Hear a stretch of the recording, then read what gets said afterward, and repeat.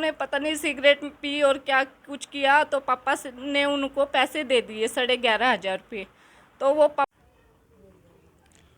नमस्कार, मैं विकास and your watching मन संदेश न्यूज़। विजुअल्स आप देख रहे हैं हरियाणा के करनाल से, जहां पर आपको बता दें कि करनाल में एक ठगी गैंग सक्रिय हो चुका है, जो कि गरीब लोगों को बीपीएल परिवार के कार्ड इशू करने के नाम पर उनसे ठगी करता हुआ नजर आ रहा है।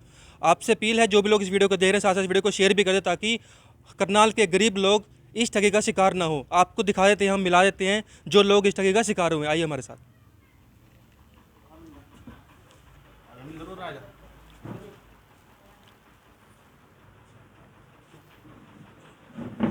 आप देख सकते हैं कि ये वो गरीब परिवार है जिनके पास की प्रोपेगेंडा रच के कुछ लोग आते हैं और इनको सस्ती गेहूं देने के नाम पर, क्योंकि ये इनको बोलते हैं कि आपको बीपीएल कार्ड इशू कर दिया जाएगा, और सस्ती गेहूं देने के नाम पर इनसे ठगी कर ली जाती है। इनसे मिलाते हैं आपको।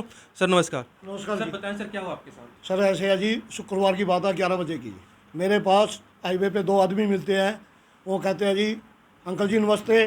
मैं भाई नमस्ते। बोला जी हम बीपीएल कार्डों के सर्वे कर रहे हैं, ठीक है ना भाई, कोई गरीब परिवार हो तो सर्वे करवाना हो तो देख लो। तो जी मैं उनके साथ, वो मेरे साथ मेरे घर आए, चाय पानी पिए, यहाँ बैठे आधा घंटा बैठे हैं, ठीक है ना। उसके बाद बोले जी मेरे पास 50 क्विंटल गेहूँ उसमें डिब्बों में पड़ी है, चीनी है, तेल है, ठीक है ना जी। आपको जैसे गेहूँ 1200 रुपये, 2000 का रेट है तो 1200 रुपये देंगे। तेल है 70 रुपये किलो के हिसाब से देंगे। अच्छा जी, चीनी है 25 रुपये किलो के हिसाब से देंगे, ठीक है तो ना। यानी कि आपको बोला कि गेहूं सस्ती देंगे। हाँ। तो आपको बता दें कि होता है कि गरीब आदमी सोचता है कि वो इस गेहूं के सीजन में अपने परिवार के लिए पूरे साल के लिए दाने, यानी कि गेहूं जो है इकट्ठी कर ले, गेहूं स्टोर कर ले, ताकि पूरे साल में अगर कभी ऐसा हो कि परिवार में कोई दिक्कत आए, उनके पास पैसे की कमी हो, तो कम से कम वो गेहूं नमक के साथ रोटी तो खा लें। तो यही इसी बात का फ़ायदा उठाते हुए ये ठगी गैंग जो ये ठगों की गैंग है, ये गरीब परिवार को निशाना बना रही है, और इसी तरह से यहाँ पर ठगी हुई। उसके बाद क्या हुआ? अच्छा जी, उसके बाद मेरे से बोले जी अंकल जी ऐसे ऐसे बात है भाई, कोई गेहूँ लेना चाहते हो तो जी ठीक है भाई, आप गेहूँ दुआ दो। मेरे 50 बोरी गेहूँ की पड़ी है। मैं बोले भाई मैं वैसे तो किसी को कह नहीं सकता, चलो भाई मैं ही अपने घर के लिए ले लेता हूँ। तो जी मेरे से 11,500 रुपये उन्हें ले लिए यहीं पर बैठ के। हैं भाई, चलो आप मेरे साथ करनाल चलो, आपकी वहाँ गाड़ी से चीनी भी लोड करवा देंगे, तेल भी लोड करवा देंगे, गेहूँ भी लोड करवा देंगे। उसके बाद जी मेरे से ये अपना मोती नगर में उतार के बोले जी आप 2 मिनट यहाँ मेरे साथ बैठो, हम पैसे लेके आने लग रहे हैं। उसके बाद जो वहाँ से रफू चक्कर हो गए। तो जैसा कि महेंद्र जी ने बताया, होता क्या है कि वो लोग इनको सामने जो केमिस्ट शॉप है मधुबन में, ये मधुबन की घटना है। मधुबन में ये अपनी पत्नी के साथ जब मेडिसिन लेने जाते हैं, दवाई लेने जाते डॉक्टर के पास, तो वहाँ पर होता है क्या कि ये 2 लोग आते हैं जो कि अपना नाम सतपाल शर्मा का नाम बताते हैं, जिनका कि बाइक नंबर HR06AT4276 है। ये आपको हम स्क्रीन पर भी दिखाएंगे, इनकी बाइक की तस्वीर भी आपको दिखाएंगे। 2 युवक आते हैं जिनकी उम्र 40 से 45 साल की होती है। नई उम्र के है जी, बिल्कुल ये अपने 30 साल के जी। 30 से, हाँ। माफ़ी चाहेंगे, सतपाल शर्मा एक युवक के साथ आते हैं जिनकी उम्र लगभग 30 से 35 साल के आसपास बताई जा रही है। वो यहाँ पर आते हैं, उनका गाड़ी नंबर है, बाइक नंबर है HR06AT4276। जब ये दवाई लेने जाते हैं अपनी पत्नी के साथ मेडिकल स्टोर पर, तो वहाँ पर क्या होता है, इनको बोला जाता है कि हम आपको जानते हैं, आप मधुबन कैंटीन में काम करते थे।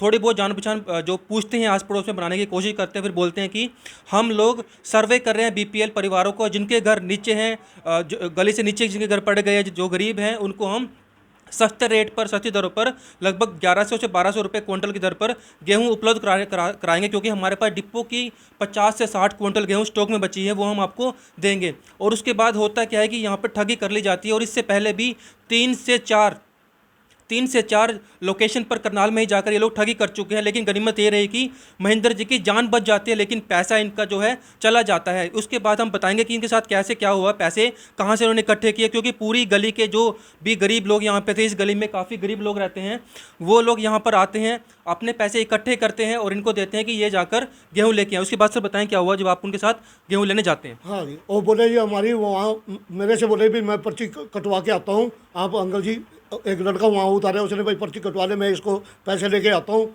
उसके बाद वो पैसे लेकर वहाँ से रफू चक्कर हो जाता। मैं उनके साथ बाजा भी बहुत हूँ। तो ये सर कहाँ की घटना, लोकेशन क्या है जहाँ से आपको वो छोड़कर भाग मोती जाते? नगर में है जी, मोती नगर में सर। मोती नगर। हाँ। तो ये घटना होती है मोती नगर में, जब ये पूरे सभी पैसा इकट्ठा कर लेते हैं, लगभग 12,000 ये लोग। पैसे उसने मेरे को यहीं ले लिए घर से, पैसे आ गई। तो गली के जो भी लोग थे यहाँ पर, क्योंकि कुछ यहाँ पर ऐसे भी लोग हैं जो कुछ विधवा औरतें भी हैं जो जिनको बोलते हैं कि आपका भी बीपीएल कार्ड बना दी जाएगी, आपको भी सस्ती दरों पर गेहूँ दे दी जाएगी आपके परिवार के लिए। वो लोग सभी अपनी जमा पूंजी, जो मेहनत से कमाए रुपया, मेहनत मजदूरी करके जो पैसे कमाते हैं, वो उनको देते हैं। घर से ही इनसे 12,000 रुपये लेके वो उनको बिठा के अपने साथ लेके जाते हैं कि आप हमारे साथ डिपो चलिए। जबकि महेंद्र जी कहते हैं कि मेरे साथ मेरी फैमिली से मेरी पत्नी मेरे साथ चलेगी, ताकि हम जो वहाँ पर आके आपके साथ गेहूँ चेक कर सके और ले सके। लेकिन वो बोलते हैं कि जिस ऑफिस में हम जा रहे हैं वहाँ पर अगर आप हमारे साथ चलेंगे तो हमारे जो बड़े अधिकारी हमें सस्पेंड कर दिए जाएंगे। इस बात को आप नोट कीजिए कि बड़े अधिकारी, यानी कि हो सकता है उनके साथ में कुछ और लोग जो कि अपने आप को बड़े अधिकारी बोलते हैं, वो लोग इनके साथ मिली भगत उनके साथ हो सकती है। और वो लोग ऑफिस जी जो मेट रोड पे है ना, शुक्र मिल के सामने, वहाँ पर ऑफिस बताया जी उन्हें अपना। बताया ही तो है, हाँ। असली बात थोड़ी बताते है। हैं।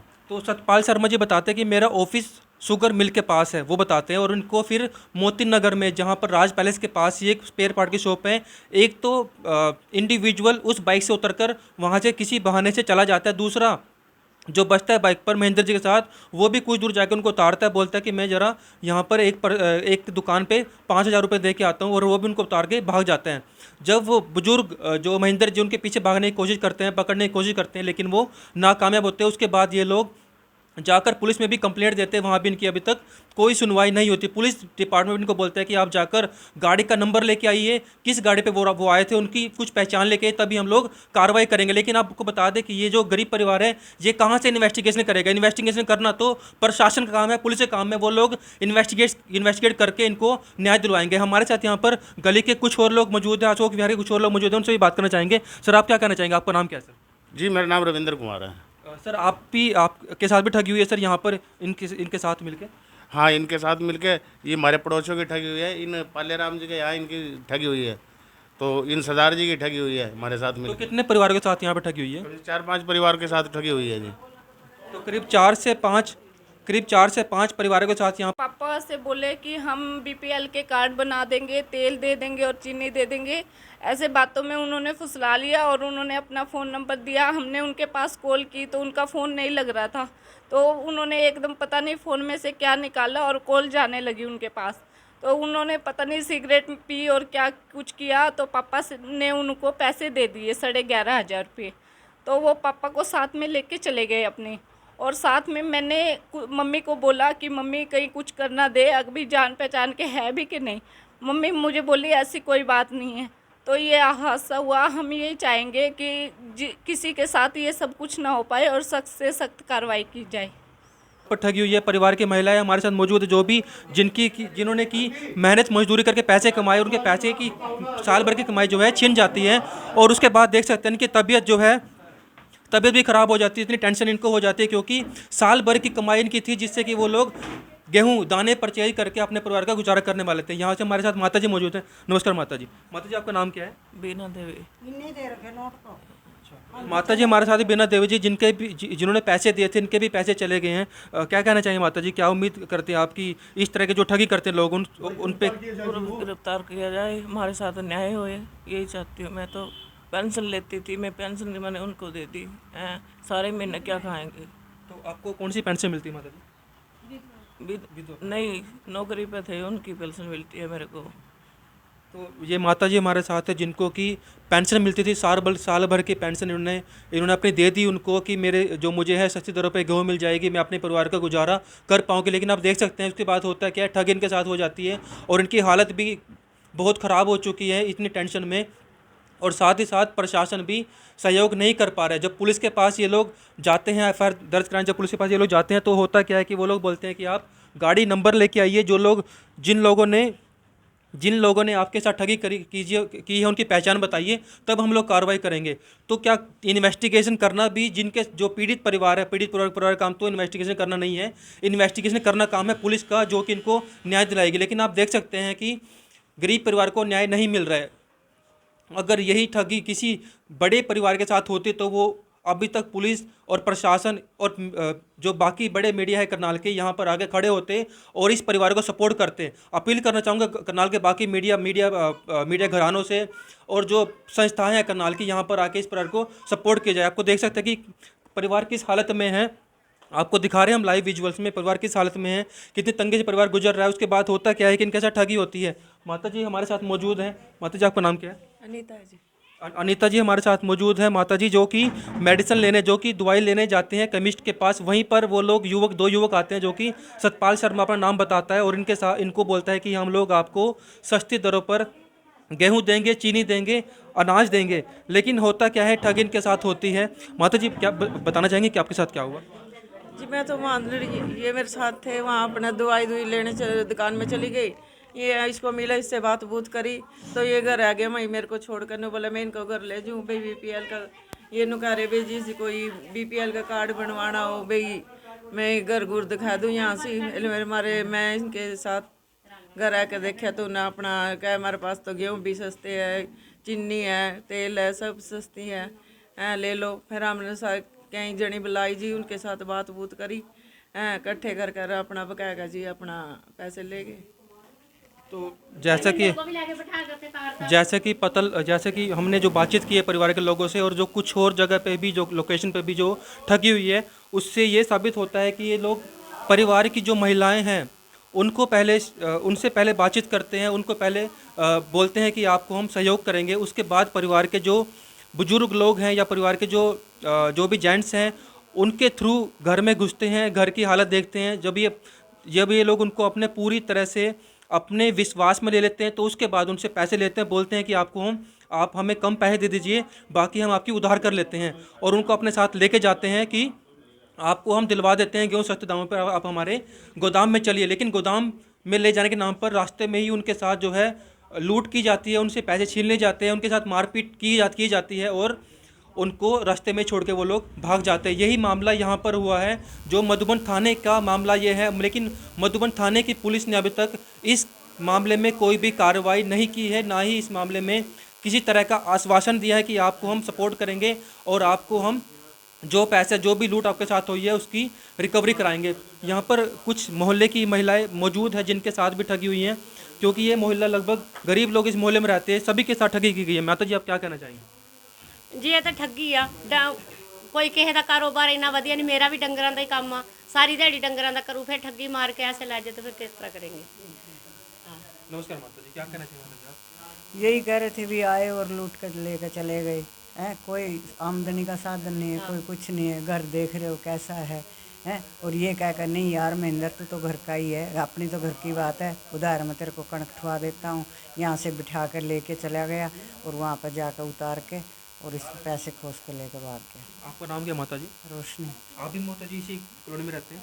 हाँ साथ में हाँ। ये सभी लोग इसी कॉलोनी के हैं, सभी लोग इसी कॉलोनी के हैं और सभी का जो है ऐसा नहीं है कि सब लोग यहाँ पर इतने अमीर है। कुछ लोगों का कृषि का काम खेती का काम है, जो कि खेती में मजदूरी करते हैं, इनके अपने ज़मीन नहीं है, मजदूरी करते हैं खेत में जाकर। कुछ लोग पशुपालन का काम करते हैं और इतने गरीब परिवार के साथ आप देख सकते हैं परिवार की हालत क्या है, जबकि एक एक रुपया इन लोगों के लिए कीमती है। जब उसके बाद इनकी साल भर की कमाई, जिससे ये लोग गेहूँ खरीद के अपनी पूरे साल अपना गुजारा करने वाले थे, वो गेहूँ इनसे उसका पैसा इनसे छीन ले जाता है। तो आप देख सकते हैं कि कितना संवेदना ख़त्म हो चुकी है, किस तरह के यहाँ पर अभी लोग आ चुके हैं हमारे सोसाइटी में, जो कि समाज में रहने लायक नहीं है। वो लोग अब किस तरह से ठगी कर रहे हैं। ये जो इन लोगों ने ठगी की है, किसी की जान लेने से भी ज़्यादा जो है ये बड़ा अपराध इसको मैं कहूँगा, क्योंकि इसके बाद आप देख सकते हैं परिवार की महिलाओं की हालत ख़राब है। जो परिवार के पुरुष है, जो परिवार के जेंट्स हैं, वो कितने टेंशन में है। परिवार के बच्चे जो हैं उनके लिए उन्होंने पैसे जोड़ा था और यहाँ पे ठगी हो जाते हैं। 3 दिन हो गए सर, 3 दिन हो गए खाना भी खाए जी हैं, जो साथ मेरे साथ मजदूरी करता हूँ जी, सुबह से लेकर शाम तक जी हैं।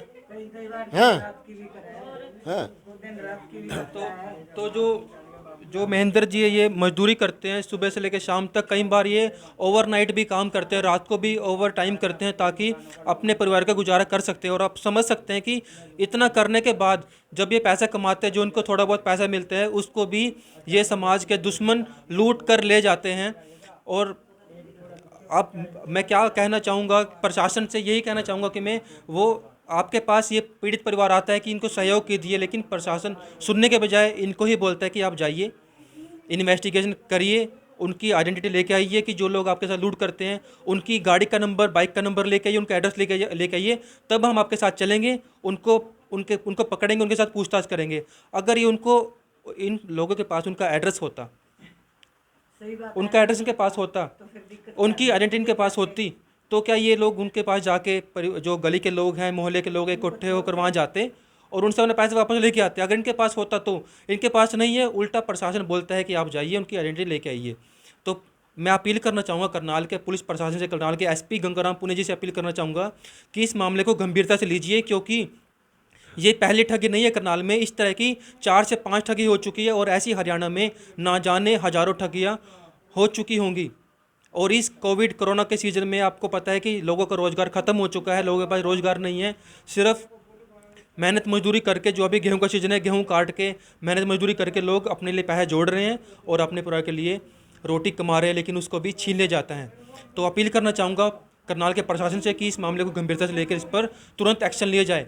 हालांकि यहाँ पर जो करनाल के वार्ड नंबर 5 के जो एमसी थे जय भगवान जी, वो यहाँ पर आते हैं, इन लोगों के साथ पूरा सहयोग करते हैं, इनके साथ खड़े हैं और इनकी बात को ऊपर तक पहुँचाने की पूरी कोशिश कर रहे हैं। लेकिन उसके बाद भी प्रशासन आंख बंद करे बैठा है कि वो करनाल के जो वार्ड नंबर 5 के जो एमसी है उनकी बात को भी नज़रअंदाज कर रहा है। तो यहाँ पर आप देख सकते हैं कि गली के बाकी लोग भी मौजूद हैं जो कि इस मामले में चाहते हैं कि कार्रवाई हो, उनसे ही बात करना चाहेंगे। नमस्कार मैम, आपके साथ भी ठगी हुई, क्या कहना चाहेंगे आप? जो जिन्होंने ठगी की है उनके ऊपर कैसी कार्रवाई चाहते हैं?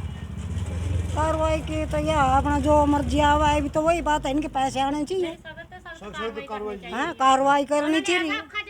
कोई मोटरसाइकिल का नंबर भी नहीं ले सकिया उन्होंने सख्त कार्रवाई करनी चाहिए। कोई उरे डंगर पाल रहा, कोई कुछ कर रहा, कोई साड़ी कमाई नहीं है और आन के तो लुट के लैके जाते दिन दी भी है, कोई बात नहीं, सख्त कार्रवाई होनी चाहिए। तो यहाँ पर जो गली के लोग हैं वो चाह रहे हैं कि जो ये ठग हैं इनके साथ ऐसी कार्रवाई हो कि दोबारा से जो बाकी सोसाइटी में जो क्रिमिनल्स है वो इस तरह की ठगी को अंजाम ना दे पाए, क्योंकि गरीब परिवार के मुंह से इन लोगों ने निवाला छीना है। तो इनके ऊपर सख्त से सख्त जो है कार्रवाई होनी चाहिए।